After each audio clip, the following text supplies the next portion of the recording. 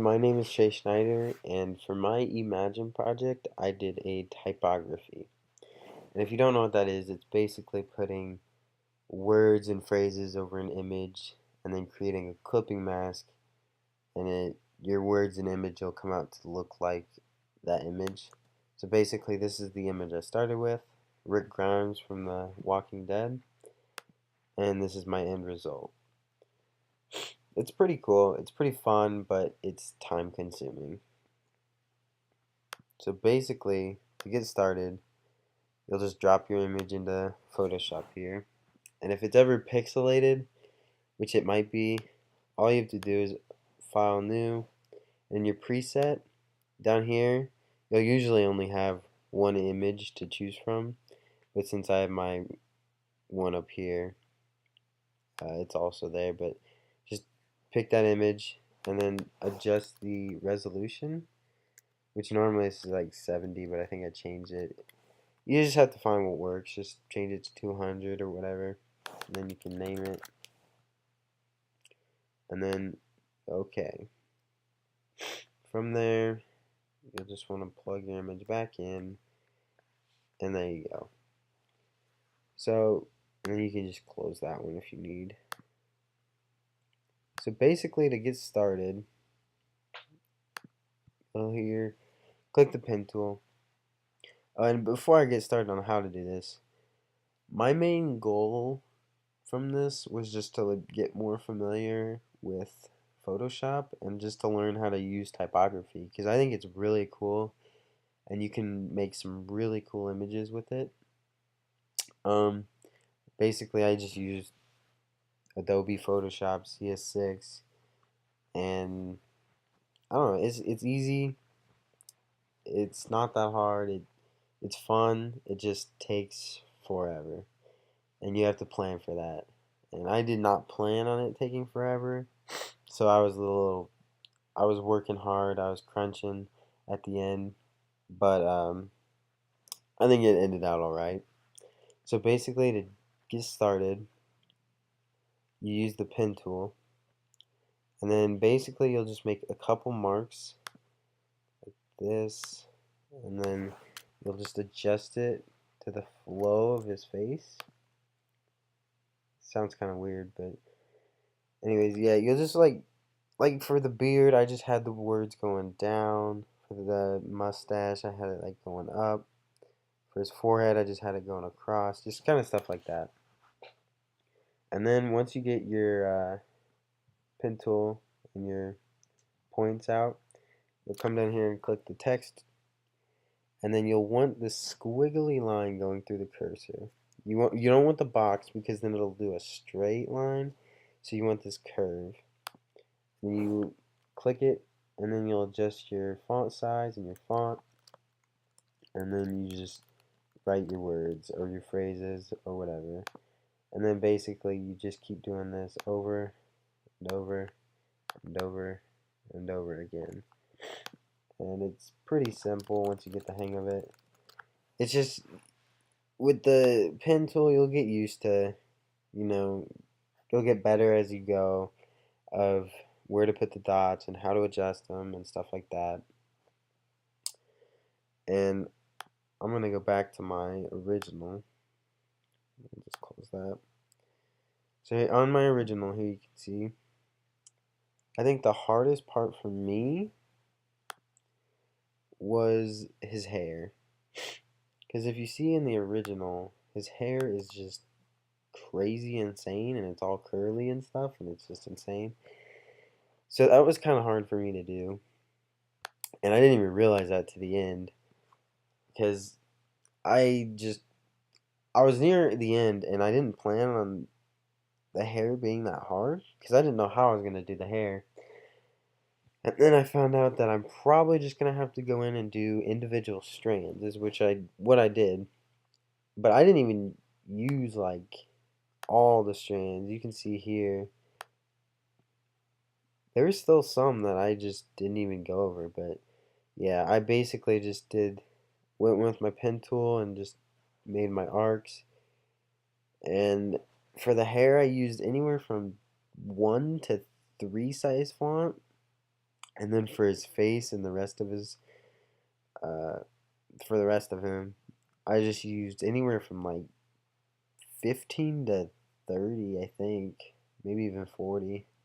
Because I wanted to do a bigger words, because I wanted to try and make them stand out more, which isn't bad. It just kind of, you got to know what you're going for if you're doing your typography project. Because if you want more detail, the smaller, like 2 to 10 fonts are better. If you want really big words and lots of space, then, what I did was pretty good. So yeah, for the hair, I just did individual strands. And then for the nose, the first time I did it, it looked really flat and it kind of got lost. So basically for the nose is I just created a clipping or a mask for the folder. And that's another thing. You'll get like if I do that and then I create a text on that, you'll get a whole bunch of layers. I think I screwed that up, but oh well. But yeah, you'll get a whole bunch of layers, and I think the best way to do that is just make folders for them. And mainly, I just generalized my folders, so I just have all the guns and the jacket, and then like his mid face up, and then his hair, and then his beard. But yeah, you wanna make folders just to stay organized. But yeah, for the nose, I would go in here and I made a clipping or a mask on the folder. And basically, you just take your eraser tool. You gotta make sure you're in the mask. And what I did is I just went in here and erased around the nose. And it's kind of noticeable right here, but when it's out bigger, it just makes his nose stand out more. And that will give you depth on your picture.